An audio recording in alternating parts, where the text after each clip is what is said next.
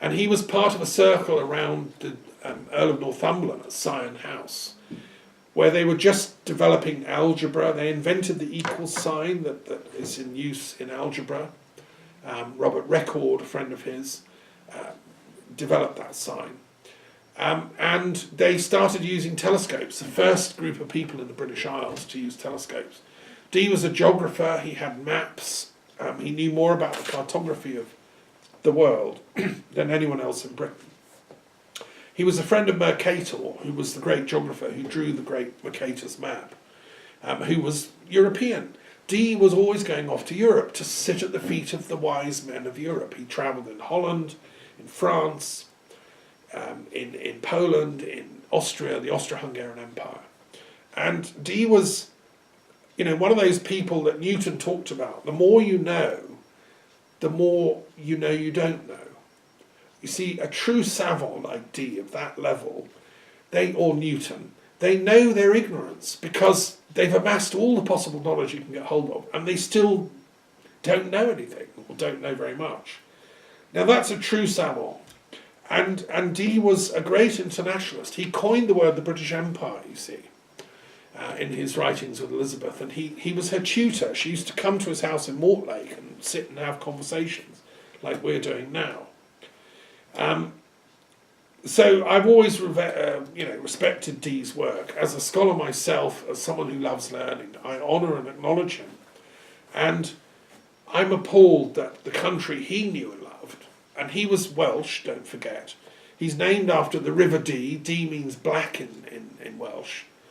I love the River Dee, And I've been to where his ancestors came from, Radnorshire. I taught around near there. The Dee tradition of Britain is about internationalism. He was, if you want, the Archduke or the Archmagus to Queen Elizabeth, and a truly continental thinker. That Brexit is going to destroy all that legacy, and I'm appalled at the shallowness and the triviality of the thinkers that populate this so-called Conservative Party, which are destroying that internationalism at the heart of that whole British, Welsh, Tudor experiment in world peace, ultimately. Because I know the British Empire was a military, naval thing, but it was also about planting flags for justice and truth and honour and fair play around the world. In Canada, where I was born, the British Empire, we look back on Elizabeth and the founders of Canada and the people that came to the New World as good people, King James and so on. And I know that it's a fraught history, and there's many things that need healing about this, and the relationships with the native peoples of Canada and North America are still being healed. But Deganawida, who was, to my mind, the greatest of the North American Indian sages or prophets, he was a peace leader, and he was teaching around that Great Lakes area, upper New York State, Canada. He was like Dee. He wanted a world of peace and justice, and so he founded the 5 civilized tribes of the confederation of that part, which gave rise to this idea of federalism or sharing of power and resources between tribes instead of fighting each other. That came to Deganawida as a prophetic vision. He was told by Great Spirit to do that work, which then inspired the drafters of the American independence constitution. So I think, Wales's soul on this day of St David's Day is an internationalist and outward-looking thing. I also want to mention, from my dictionary of saints and sages, every day here at the museum we do prayers and readings from this international dictionary of saints and sages. When I was working as a school teacher, I used to start the lessons with the saint of the day. So if I was teaching a class, I'd write up about St David on the wall. But I discovered that there are no books of saints from all faiths. There's just the Christian ones. So what I did was I wrote it. It took me 10 years. This is the second edition. And I don't do small projects. I did a big one. So a dictionary of saints and sages from all religious traditions for each day of the year. And so each day of the year I respect from all the traditions. And so for today's reading, which is St. David's Day, the 1st of March, in the Christian column is David, and there are others, because I also have Protestant Christians. So, for instance, today we have a Polish thinker, Trzaskowski, who was a great Hegelian philosopher. He wrote a commentary on the Lord's Prayer. He invented the concept of philosophical praxis, which inspired Marx and Engels. Trzaskowski said it's not enough to just love God, you have to act according to his will, which means building a fairer society. And he was a visionary, and he was a pan-European. As a Pole, he wanted a fraternity of European nations, as did Victor Hugo and other mystics, as did Moses Hess, who was inspired by Trzaskowski, and as did Marx in his younger youth and his visionary, before he got sort of monofocused on his critique of capital. Brilliant though it is, it got him a bit into a small, narrow kind of thinking. Trzaskowski remained a Christian mystic and believed in praxis as well. We also have today, in the column to do with Buddhism, a fascinating Scottish man called Dr. Francis Buchanan, 1762 to 1829, who was a Scottish doctor and physician. Probably you wouldn't have heard of him, but he was born in Scotland. His father, Thomas, was a physician, and he trained at the University of Edinburgh. He studied medicine, graduated as an MD in 1783. Edinburgh at the time was one of the greatest medical universities in the world, in Europe certainly, and it still is. And one of my concerns about Brexit is that, Scotland is an international centre in its own right. I mean, I don't want it to be cut off from Europe. I have dear friends in Scotland. I lived there for 7 years. I want to be able to go back and forth without visas, and I know the Scots do too. So, if the Brexit parliamentarians don't get their act together, Scotland's going to leave the UK. It's as simple as that. Anyway, this chap did a thesis on malaria, which was called Febris intermittens in those days, and he joined the Merchant Navy as a doctor, and he went to Bengal, joined the Bengal Medical Service, where he worked from 1794 to 1815. And he studied botany under John Hope at the University of Edinburgh, who introduced the Linnaean system of binomial classification of all living things into Britain. And he sailed on ships as a medical doctor going between Bombay and China, and sailed, back and forth all over the Asian Pacific realm. He was sent as a naturalist into the kingdom of Burma, and joined, sea voyages to the Andaman Islands and so on. Based mainly in Calcutta, which was the headquarters of the British in India. I've been to Calcutta, amazing, amazing city. So here's a Scotsman doing all this in Asia. And then he was asked to survey South India.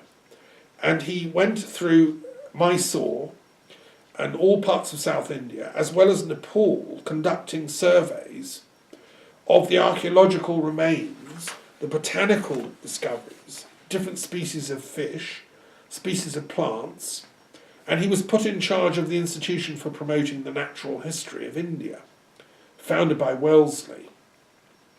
And he made a comprehensive survey of the areas within the jurisdiction of the British East India Company. He was asked to report on topography, history, antiquities, the condition of the inhabitants, religion, fisheries, forests, mines, quarries, agriculture, vegetables, implements, floods, domestic animals, fences, farms, landed property, arts, commerce. And his conclusions were reported as a series of treatises that all great libraries now throughout Britain or India will still have copies of. For instance, his survey of the Ganges found 100 species of fish, which were at that point unknown to science.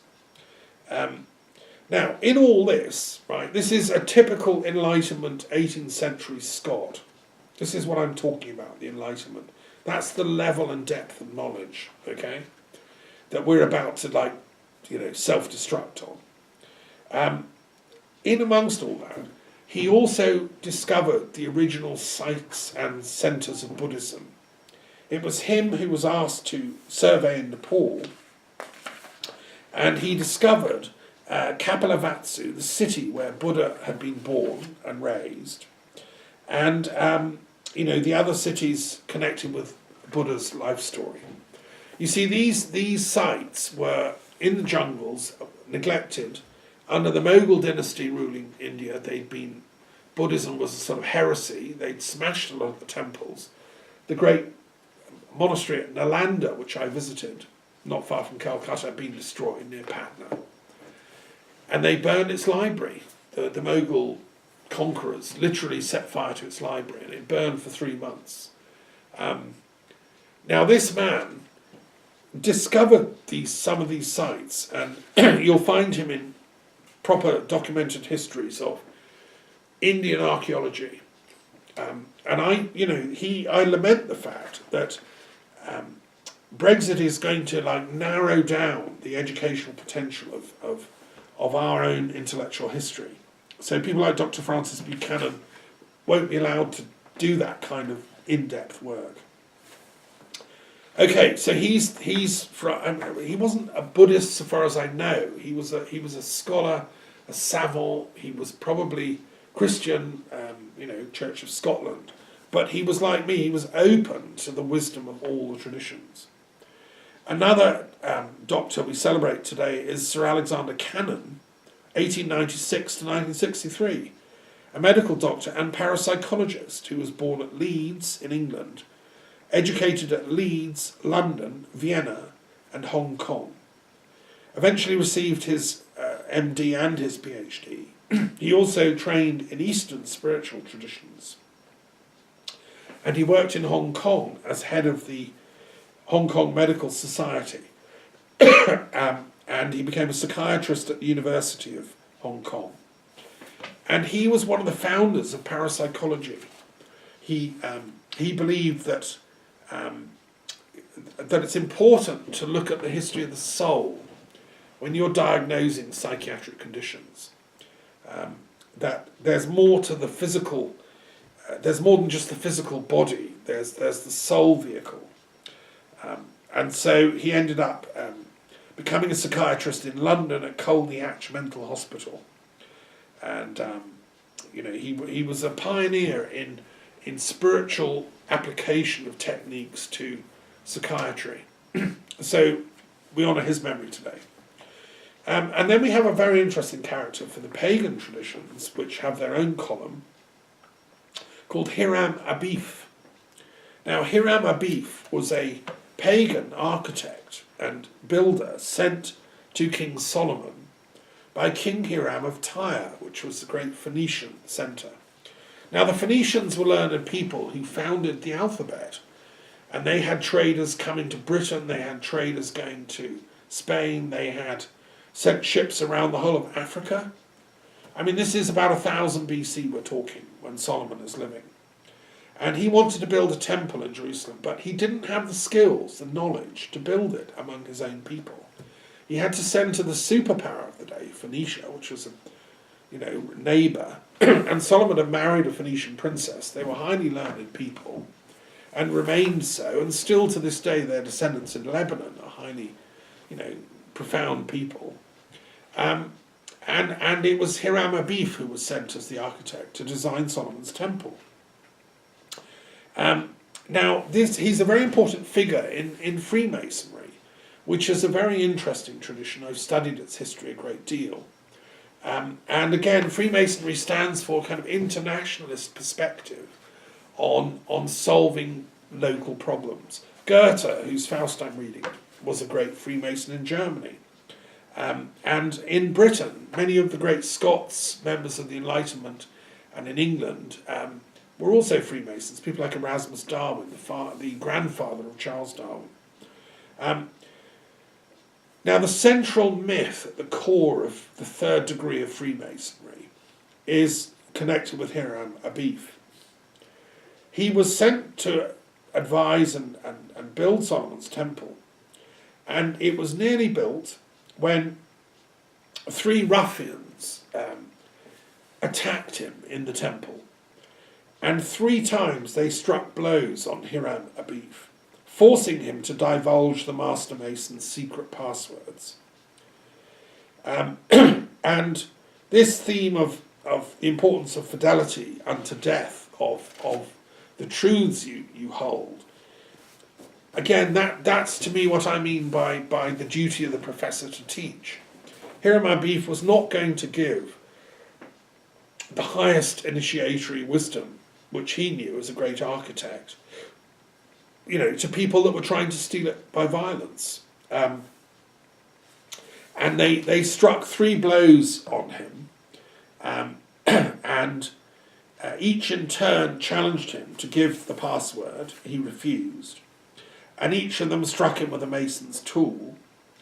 He's injured by the first 2 assailants and struck dead by the last.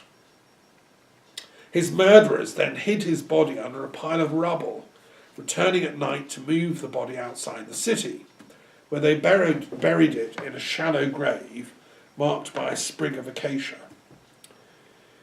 Now, that's the foundational core myth of this third degree of Freemasonry, because what happens in that, you enact this tragic story, and you must play the role of Hiram Abiff, refusing, even unto death, to divulge the secret passwords. Well, what is that secret? What is that, wisdom that one refuses to divulge? Is the wisdom of love. It's the universal mystery of the goddess. I mean, Goethe, in his writings, makes plain that the goddess is the secret mystery behind creation. The Shekinah in Jewish tradition. And the Phoenicians had their own goddess tradition, which was very similar to the Jewish. In fact, the Phoenicians and the Jews are actually cousins, and the languages are very, very similar. Solomon then sends out a group of fellow craft masons to search for him. The loose acacia is accidentally discovered, and the body is found and given a decent burial. And the hiding place of the 3 ruffians is found, and they're brought to justice. Now, the French and European Grand Orient Masons and the Anglo-American have a slightly different take on what happens next. In the Anglo-American school, Solomon says, the secrets of this master mason have now been lost, and he gives a replacement, which is then taught as part of this third degree. But in the continental traditions, it's not quite the same, because the secrets are not lost, and that's what's then handed down as part of that third degree. So there are slight differences. Now, this fellow Hiram Abiff is mentioned in the Bible in 1 Kings 7, 13 to 14. He's described as the son of a widow, who was the son of a bronze worker from Tyre, and a Jewish lady. There'd been an intermarriage from the tribe of Naphtali. And so Freemasonry is a very interesting tradition. I've known many, many Freemasons. I've studied in the Masonic libraries around the world, and I've never had time to do like a formal initiation, but I'm a sort of freelance Freemason, a very free Freemason. And to me it stands for that internationalism at its best. And by taking Solomon's temple as its motif, what we're doing is rebuilding that temple of wisdom wherever it is in the world. And when the British were in India, for instance, they would set up lodges, Masonic lodges, and all over Europe. At the time of the Enlightenment, there were lodges in Vienna, which Mozart and all the cognoscenti of Vienna joined. The Emperor Joseph II joined it. And Freemasonry flourished, and also in the Americas, in Canada. Queen Victoria's father, the Duke of Kent, was a very senior Freemason. So in the Victorian era, it also flourished in Scotland, And so, as a historian, I respect and honour the tradition of Freemasonry, and I think every single Freemason in Britain, if they're faithful to their vows and their third degree initiations and so on, they should be absolutely up in arms against Brexit. I don't mean literally, because Freemasons don't do armed struggle, but I mean intellectually and morally. Because basically the Brexit mob are the three ruffians. And in the French Grand Orient it's a whole mob, it's not just three. Because the kind of bleating by the Brexit mob is they hate the elites, i.e. they hate the Master Masons, they hate them for having secrets, they hate experts, they hate the EU because it's got intelligent people running it, and well, who gave them the right to do that, etc., etc. This anti-elitism, which fits in with an anti-Semitism often. And if you look at the Brexiteer kind of websites, it's full of anti-Semitic nonsense. And I think on the hard left of the Labour Party, some of those people have unfortunately infiltrated. And I'm pleased that Tony Blair is now going to be working for a body across Europe, preventing anti-Semitism. Because the thing about Freemasonry is it was open, whether you're Jewish, Christian, Buddhist, Hindu, whatever faith.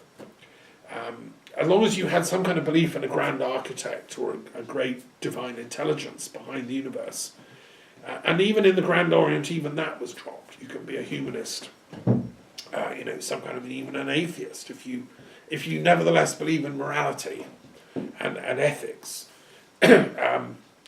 So anyway, we celebrate today the work of this amazing man and his death, Hiram Abiff, and he was probably a historical character. I mean, I love Jerusalem. I've been there several times. I have a vision of the Golden Gate being reopened and a peace tent on the Dome of the Rock, the Temple Mount, and the people of all the world being able to go there as pilgrims for peace. I know Muhammad had that vision. I know Jesus did. I know Moses did. Although Moses didn't get to Jerusalem, he wouldn't go. Because he quite rightly said, I don't deserve it, I'm not holy enough. So I think I would like to see that vision come off. And I'm what's called a philo-Semite. I love all the Semitic peoples, as I love all the Indo-European peoples. And as a philo-Semite, I draw on the traditions of Judaism, Islam, Christianity, and all the Semitic traditions, including the pagan ones like Phoenician and Babylon and so on. And I find the common wisdom in them all, like a priest of Nebo, the god of wisdom to the ancient Mesopotamian people. And these Phoenician sages were wise. They gave us the alphabet. We should respect that. And I think Brexit is an anti-intellectual tradition that is an insult to the intelligence of my fellow countrymen. And it's shocking that we should have a Prime Minister that is that stupid and that unintelligent and anti-intellectual, dominated by her American pro-Brexit husband. I think it's utterly, utterly shocking. So we have to resist that mob that are trying to kill off the internationalism that is at the heart of Freemasonry. When the mob has been active before, in the 1930s when Mussolini and Hitler got into power and held it through referendums, please note. They really hated Freemasonry, and in Auschwitz, I've been there at the museum, many, many Freemasons died. The Czech Republic, when they were attacked by the Nazis, they captured and killed off a lot of the Freemasons. Thomas Masaryk, the president, who had just died, was a Freemason. Many Czechs were. They were all killed, a lot of them. That's why they resisted the Nazis. In France, when the Nazis captured France, they sacked the Grand Orient, captured all its paperwork and archives. The SS took it back to Berlin because they hated Freemasonry because it was open to Jews. And where the Nazis are coming from is you've got to be either a Nordic type or a Semite. Can't be both. Battle, and the Nordic types are going to kill all the Semite types. Well, that is just so anti-intelligence, anti-human, anti-ethics. I mean, the Holocaust was a diabolical mistake intellectually, as well as ethically. And Hitler was not an educated man. He was a mobster who'd been a little corporal.